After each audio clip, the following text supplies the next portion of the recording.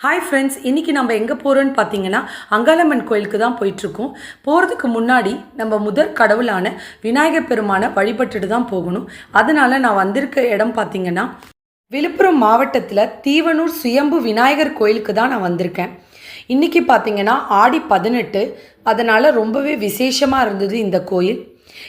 மூலஸ்தானத்தில் பார்த்திங்கன்னா சரியான கூட்டம், உள்ளே நுழையவே முடியல, அந்த அளவுக்கு க்யூ நின்றுட்டு இருந்தது. நாம் கோயிலுக்குள்ளே வரும்போதே நிறைய பேர் பிரசாதங்கள்லாம் வெளியில் கொடுத்துட்டு இருந்தாங்க.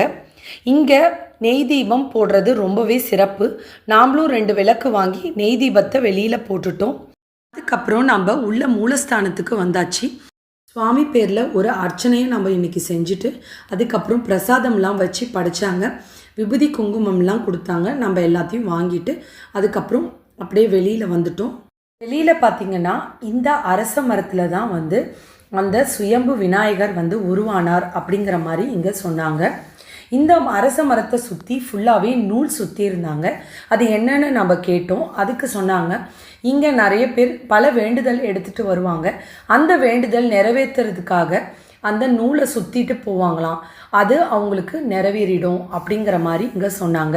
நிறைய பேர் குழந்தை வரம் வேணும்னு கேட்டுட்டு வருவாங்களாம். திருமணம் ஆகாமல் இருக்கிறவங்க, இந்த மாதிரி இருக்கிறவங்கலாம் அந்த நூலை சுற்றுவாங்களாம்.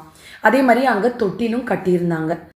இந்த கோயில் பார்த்திங்கன்னா சுற்றி வர்றதுக்குமே ரொம்பவே ஸ்பேஷியஸாகவும் நல்ல காத்தோட்டமாகவும் இருந்துச்சு.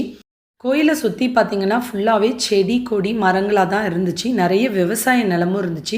அதனால இந்த இடம் பார்த்திங்கன்னா ரொம்பவே பீஸ்ஃபுல்லாக இருந்துச்சு. கடைசியாக சிவபெருமான் இருந்தார்.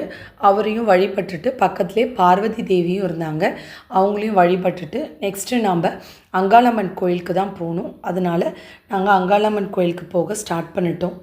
நெக்ஸ்ட் வீடியோவில் பார்க்கலாம். தேங்க்ஸ் ஃபார் வாட்சிங்.